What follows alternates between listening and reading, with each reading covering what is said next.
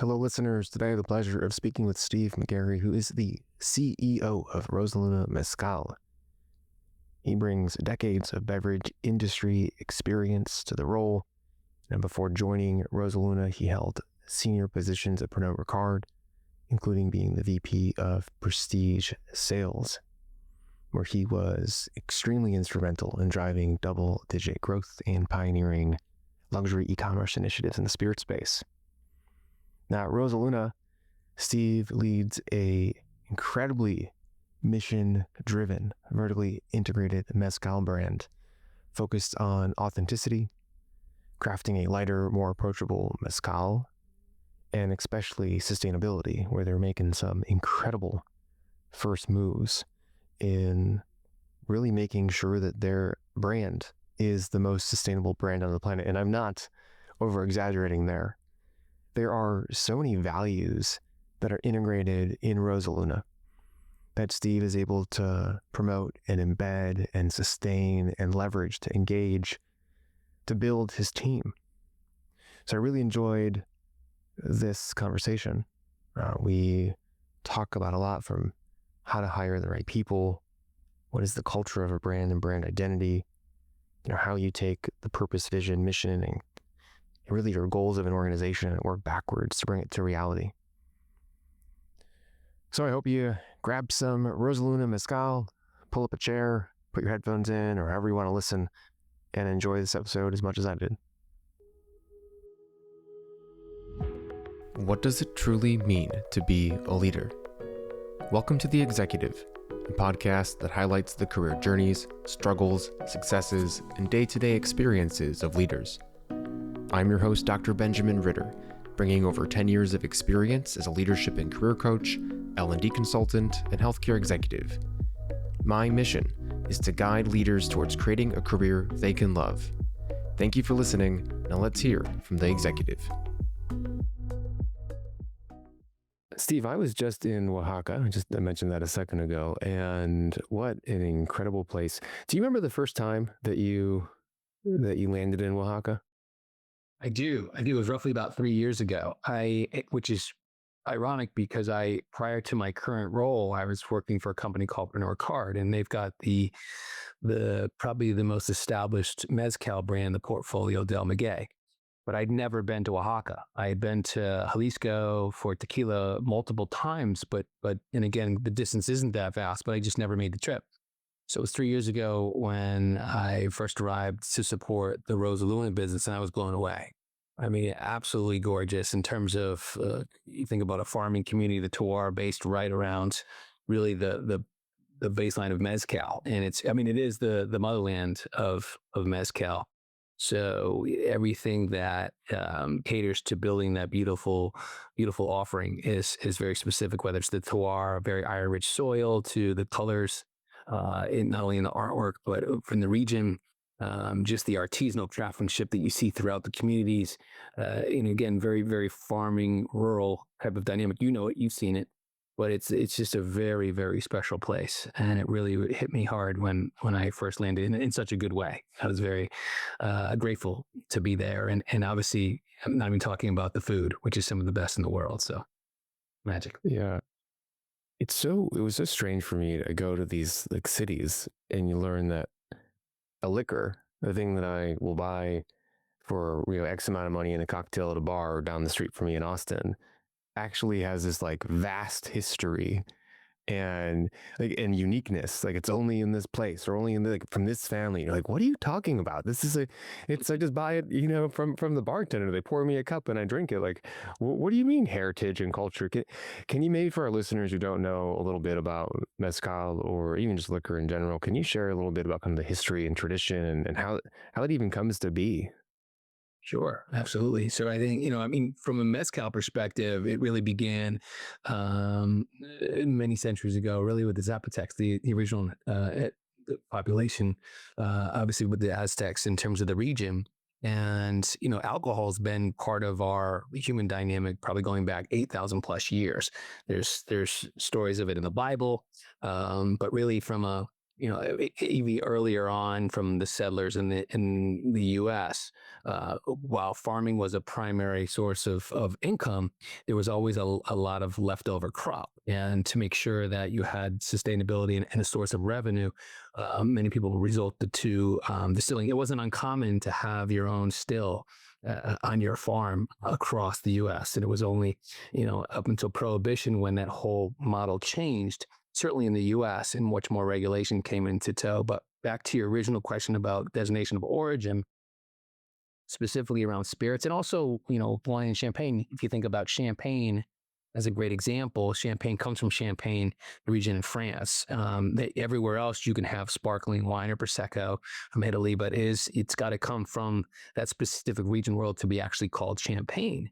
Similar to Irish whiskey's got to be made in Ireland. Scotch has to be made in Scotland. U.S. whiskeys, they have the designation. So similar. So it's more about a regulation. It's terroir based. There's a lot of influence on the microclimates that affect that product, but they are specific to that region in the world. So back to mezcal, and again, similar to tequila can only be made in Mexico. Mezcal can only be made in Mexico as well. There are roughly about 9 states that you can make, or regions that you can make mezcal in. The primary is really it's Oaxaca, and so if you look at the key influencers on what that generates, it goes back to the soil, specifically with mezcal, because it's similar to, I think the closest analogy to a spirit, and then also perhaps wine, is the influence on terroir. So whereas wine, you can produce grapes every year, for mezcal and tequila, it takes about 6 years for agaves to ripen to the point of peak maturity where you can actually consider harvesting at that point. So there is a lot of influence on the greater terroir that comes into the final product. What's really neat about understanding a little bit, like a tidbit of the history of the products that you might use, on a daily, weekly, monthly, whatever your habits are basis.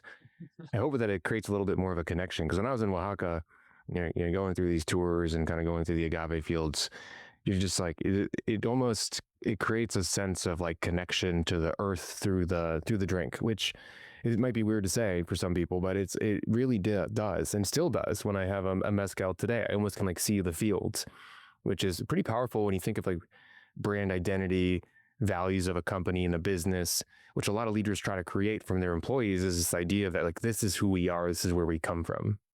Yeah.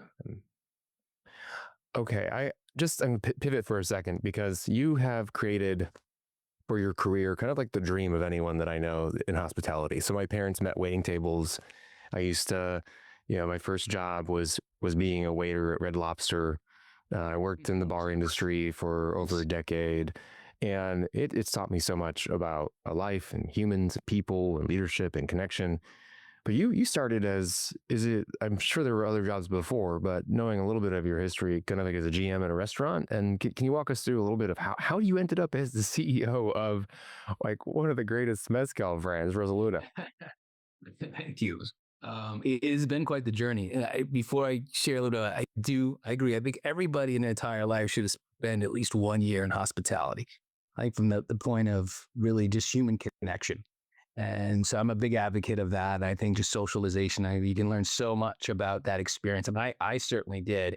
I started before wearing a GM hat in hospitality. I started way back when I was a chip and salsa kid at El Torito's, my local Mexican restaurant in the hood back in East Hartford, Connecticut. So I really worked in every facet possible, from bar back to back of the house, kitchen prep, all the way through to front of the house, bartending, and then obviously into management. And then so working with independents, then into some chains, which was Houlihan's was probably a bigger one that grew me in terms of the management structure.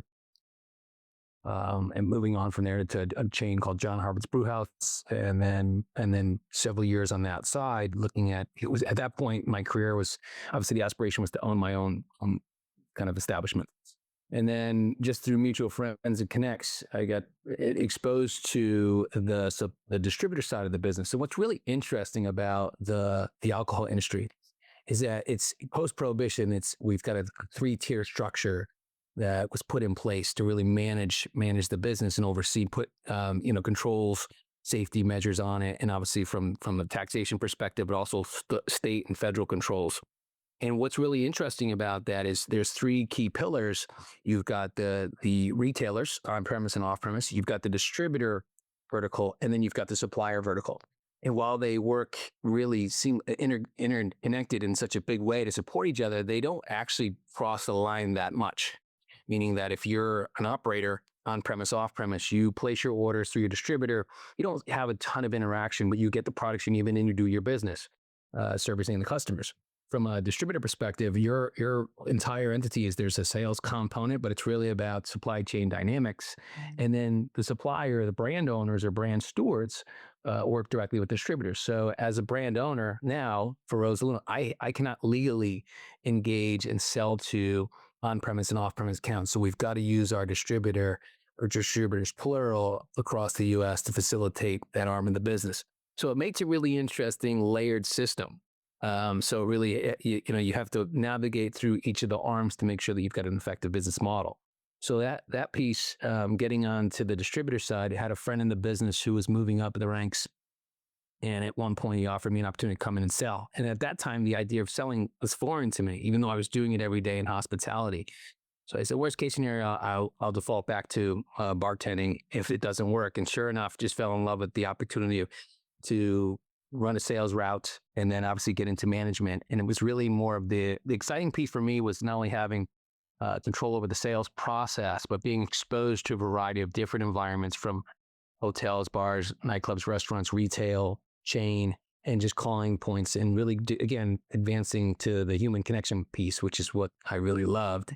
And then about a decade later, similar model existed where I had an opportunity to go into the other tier as a starting point, and it just felt right given the knowledge that I had acquired on both hospitality and distributors. So it was a natural fit. There was obviously a lot I had to learn on the supplier side, from brand dynamics, consumer touch points, all the things that you know to be true in the marketing arm, knowing they've got a pretty good handle on the commercial piece. So it's just putting those pieces of the puzzle together.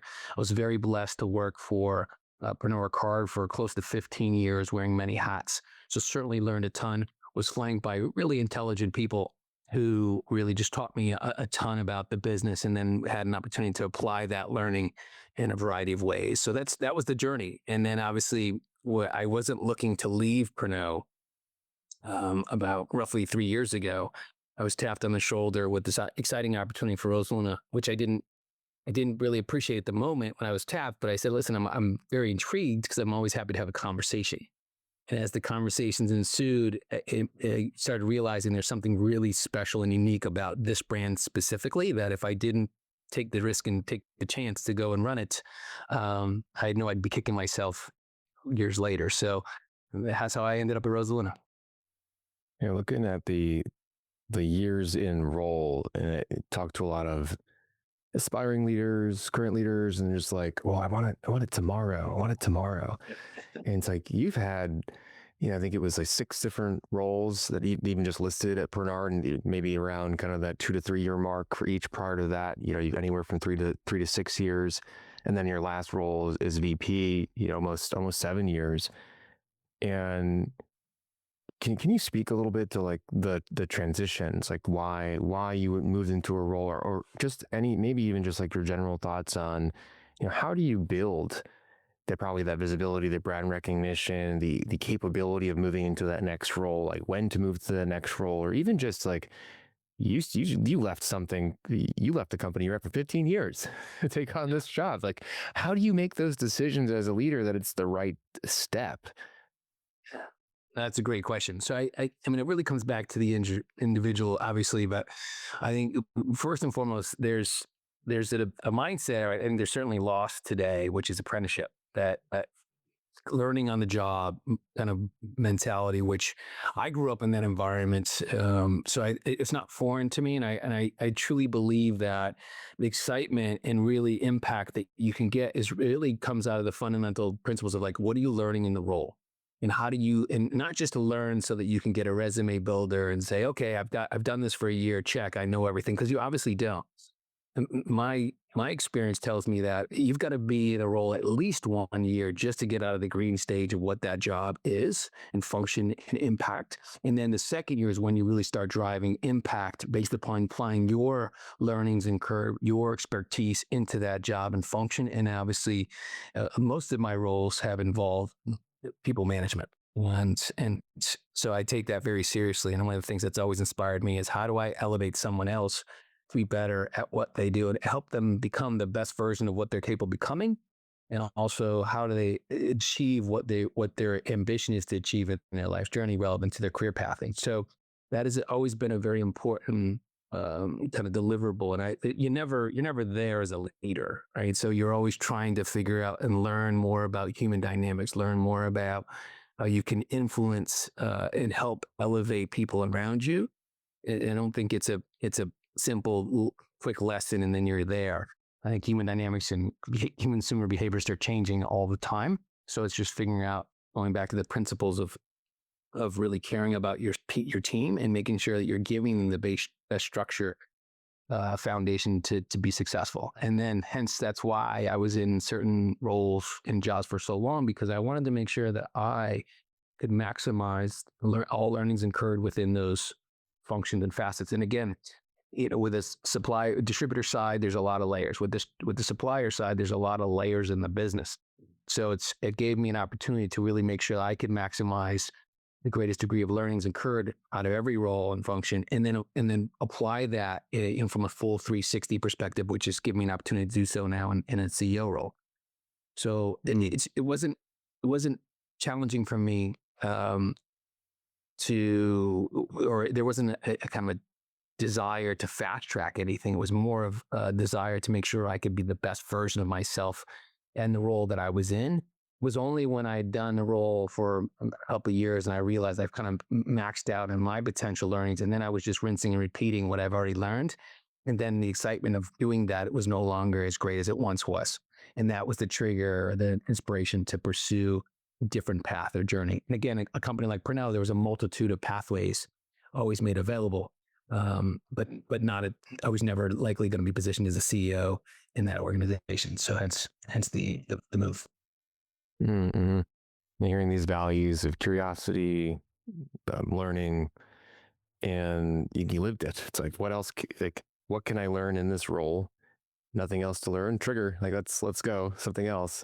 I'm sure there's like multiple layers. It's like, let's keep learning. But then also, how do I keep expanding my own knowledge of this industry, the space for myself, for my own growth? You mentioned kind of elevating others too. Like, what's their ambition to achieve, and how do we help others grow? And so, as a CEO, as a people leader, as you said, I guess, how do you do that? How do you even know what people want? What if they don't want it? So, it's the people question is always probably the most challenging. Because to your point, you don't really know what someone really wants, unless you're spending a lot of time unpacking the psychology of that individual and desires. And I'll tell you the biggest learning curve for me, even though I've been in a people business for the bulk of my career, in this specific role was the people component. Because what I learned over the years of running brands and run businesses, and then applying that to Rosaluna, a lot of things felt like a natural fit. But the people piece was a bit of a challenge, because ultimately running a large portfolio of multitude of brands is very different than running a single brand that's very artisanal craft in an emerging category. And what I quickly came to learn is the needs of the roles that we're trying to fill for our organization, which is heavy commercial, was a little bit different than what I could do with the previous roles that I was leading the charge with at Purnell. Not 100% different, but there was a lot of variances relevant to what managing a distributor versus managing brand is. There's different needs.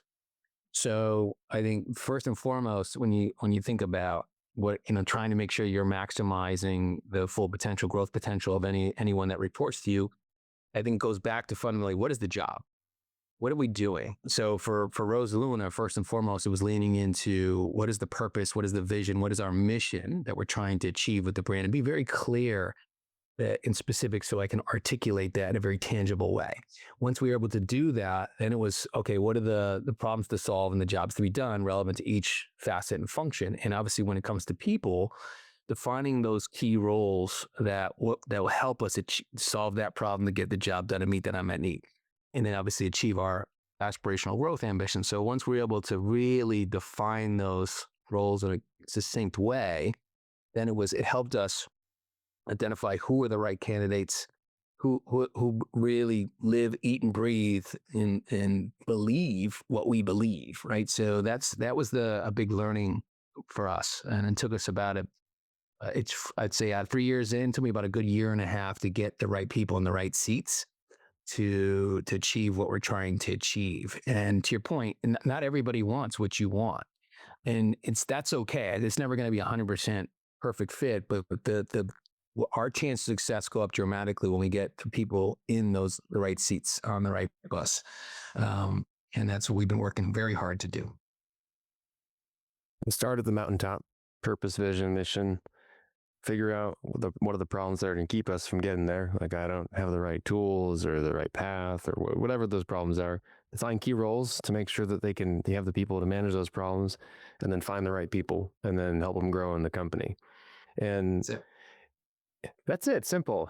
It's simple. Just grow a business. It's simple. Feast the cake.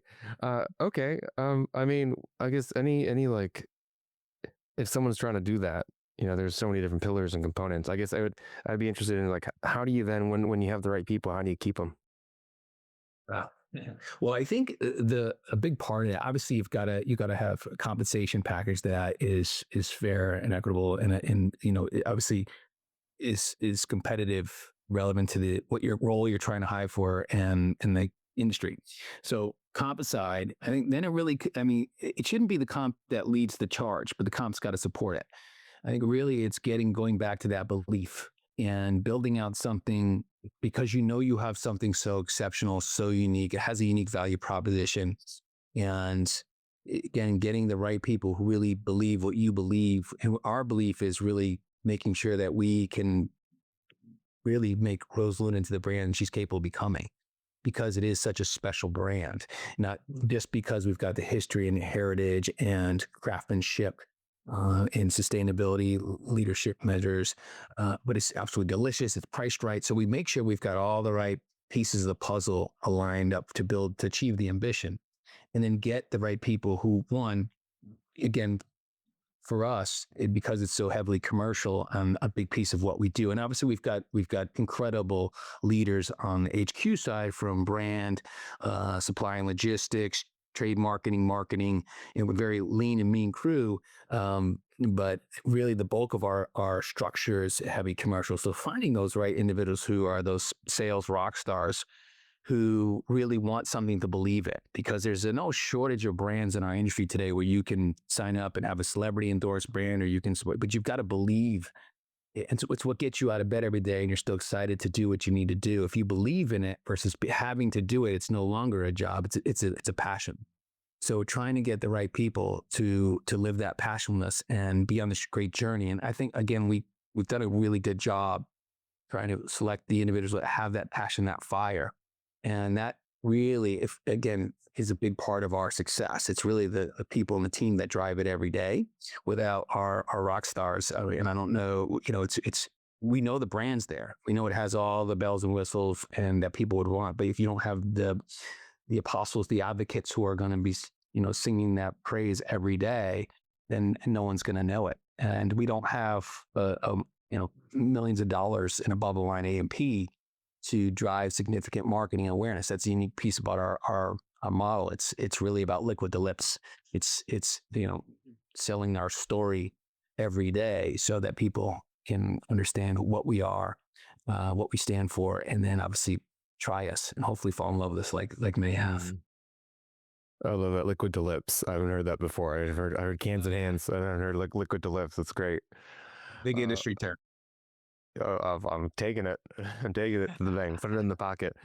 So you talked about your USP a couple times. So would love to hear a little bit more about Rosaluna. Like, what is this? What is this USP that creates this belief that creates then that momentum and that motivation and engagement from the team that you have around you? So going back to mezcal as a category, it's interesting. So I mentioned Del Maguey because Del Maguey has been around just about 30 years now. And it is by far and away the team that built the brand and all the many various expressions. Incredible job. Ron Cooper, Steve Olson, Misty Coughlin, really the founders and creators in driving really the raising the sea level, so to speak. So allowing all the other mezcal ships to rise. And it really opened the doorway to mezcal's category. Now, what's really interesting is that mezcal's older than tequila. But tequila exploded in the last decade, probably a little bit longer than that, really getting connection to the margarita back in the 50s. But there were so many celebrity endorsers coming into the brand, a lot of money coming to the category for last 20 years, and just the size of prize. So right now, the total valuation of mezcal as a category is just over $1 billion. To compare, tequila is about 28 billion. So it's, we're a refraction of the opportunity. Hence, that's the white space for us to create. Now, what's really interesting about mezcal as a category, it's very polarizing. Most people that have come into trying mezcal have come into some of the very smoky, hot expressions of mezcal. And that's by design to make those expressions. So again, Del Maguey, beautiful, beautiful mezcal, but again, definitely on the smokier side style. Ilegal, Dos Hombres have come in a little bit later, but similar in path. They're very, very smoky, very hot. And so you've got a group of cohorts, consumers who say, I love mezcal because I love the badge and the smoke. And then you've got everybody else who says, no thanks, too hot, too smoky for me. So what we found is a very unique proposition to come in and meet a lot of consumers' unmet needs today by being a lightly smoked, more citrus forward, versatile, beautiful expression of what mezcal can and should be. So our founder, JJ, Juan Jose Mendez Leon, he's 6th generation mezcalero. So his family's been making mezcal since 1750, to be exact. There's an incredible history on the lineage of JJ and his family. In 1834, his family introduced copper pot distillation to Oaxaca. Prior to that, all mezcal was being made in clay pots.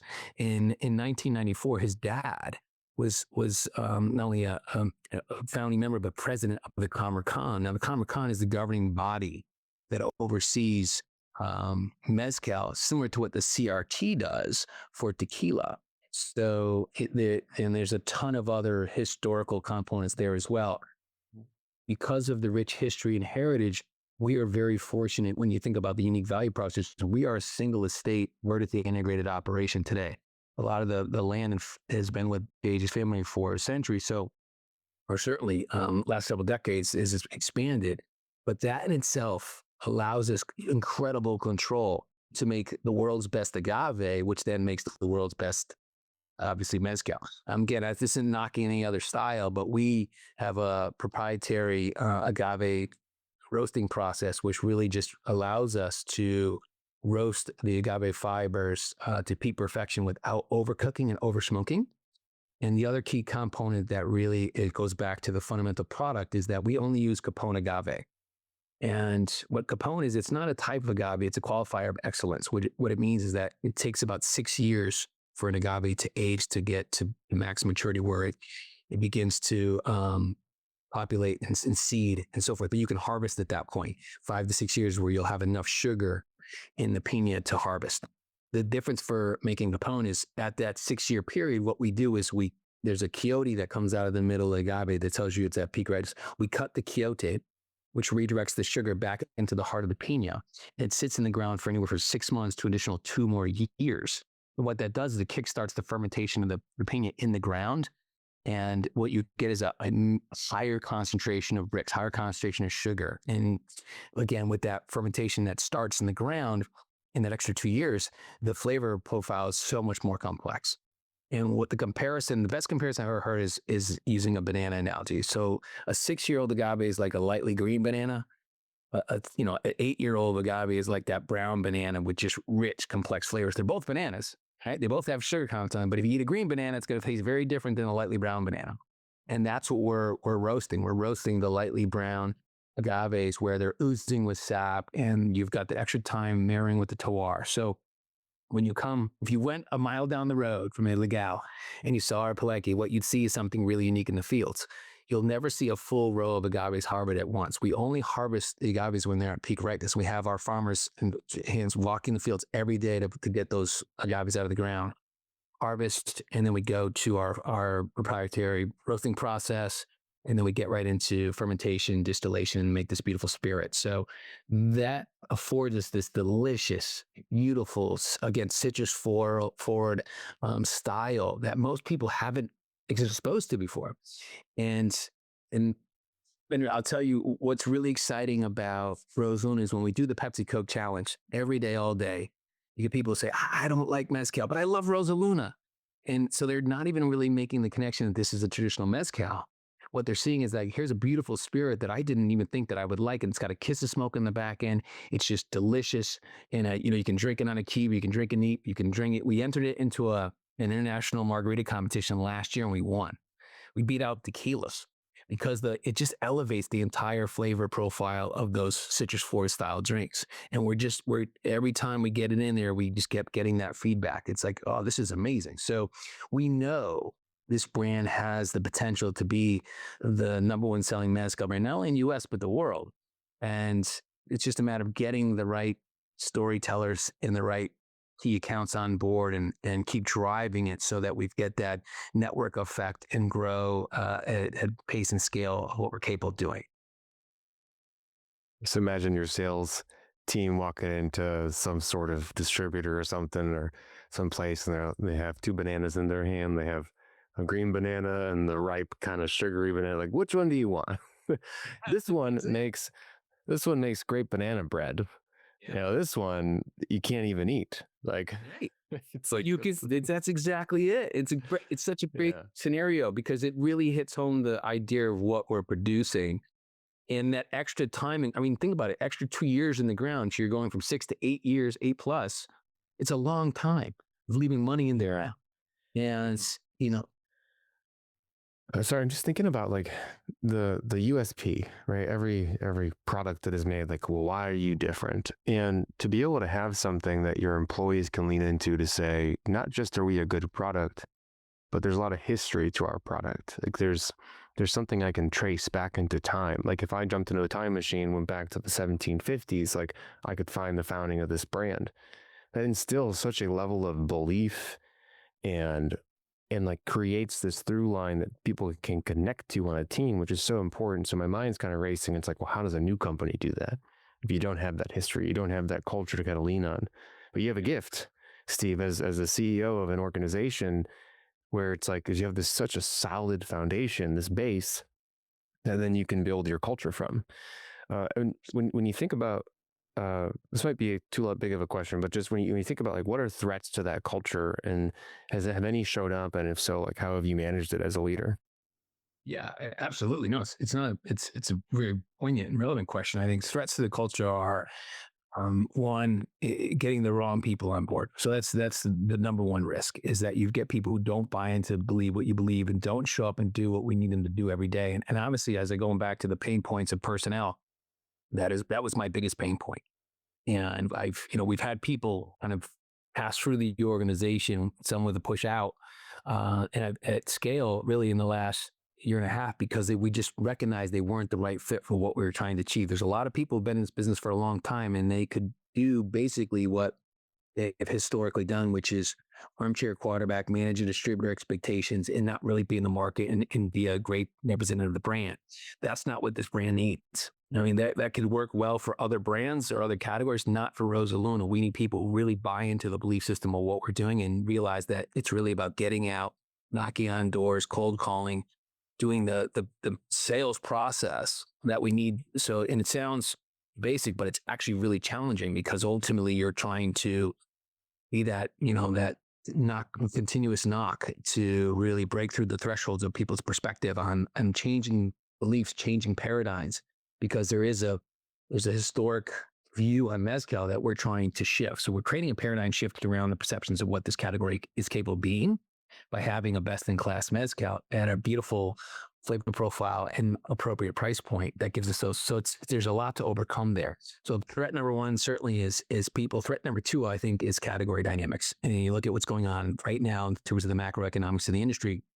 We're having probably the most challenging time, really, for in decades. I would say that it's a perfect storm of the challenging macroeconomics relevant to changing consumer behaviors, to kind of parallel threats to eroding, cannibalizing spirit consumers categories.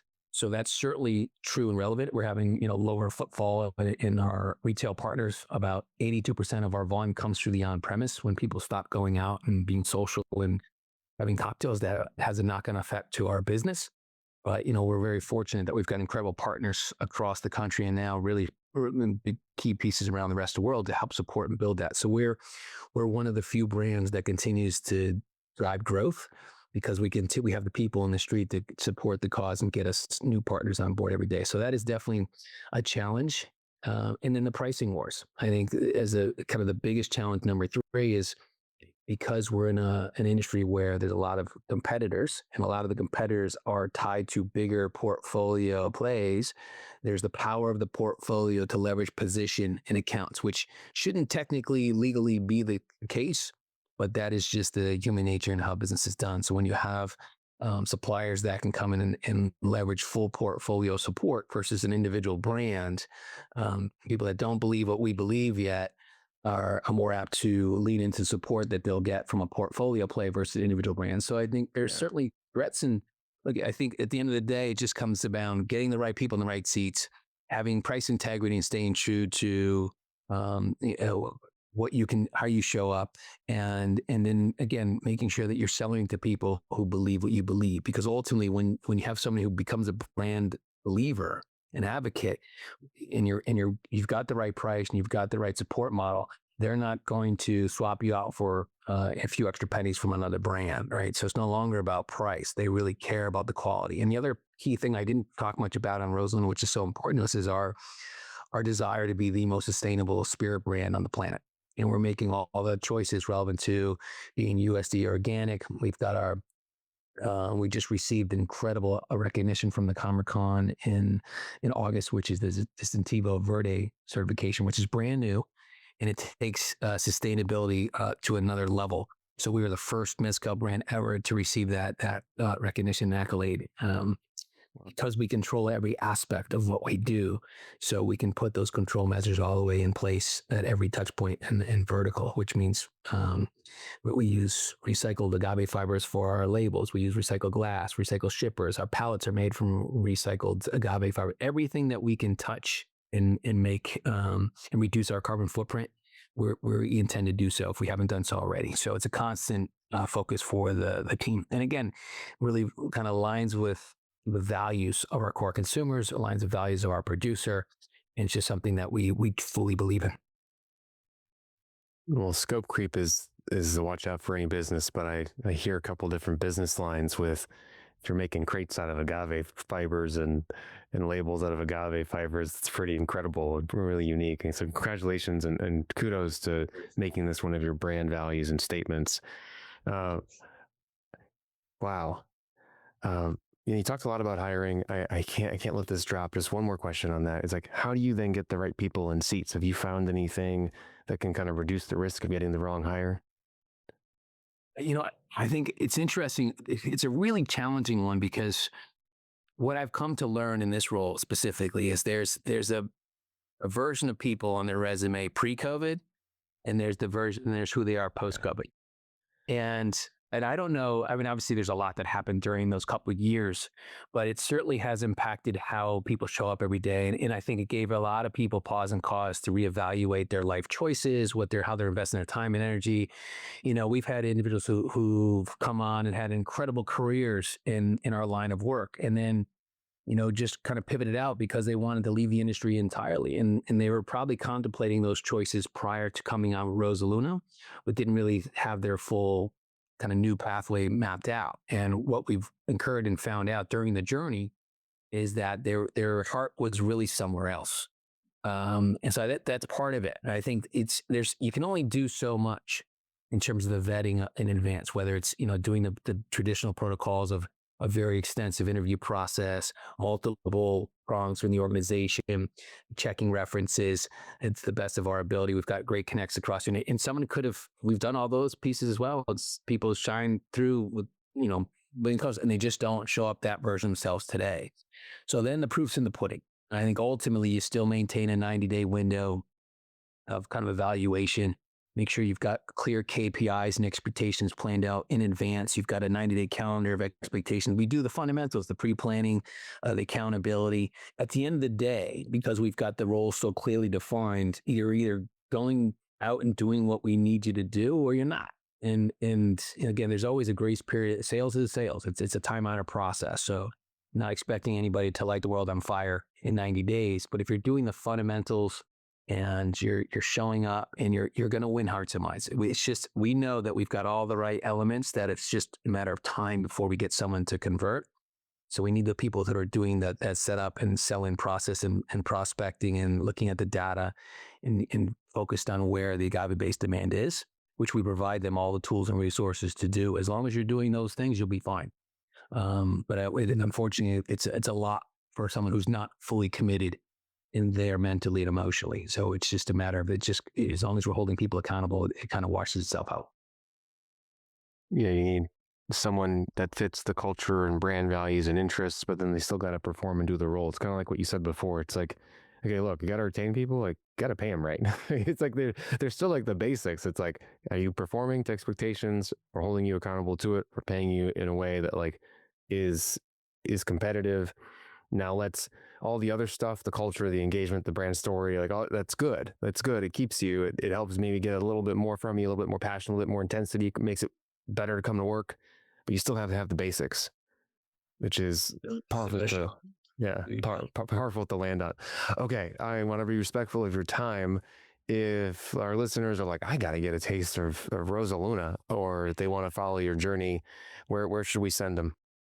Well, listen, we've got great distribution. So, in fact, you're in Austin. It's one of our largest markets. So, we're in 28 states. If you go to our website, rosalunamezcal.com, it gives you access to key accounts in your region on where you can find us. Certainly, some of the best bars, hotels, operators showcase us in a beautiful, whether it's margarita, paloma, or another delicious libation.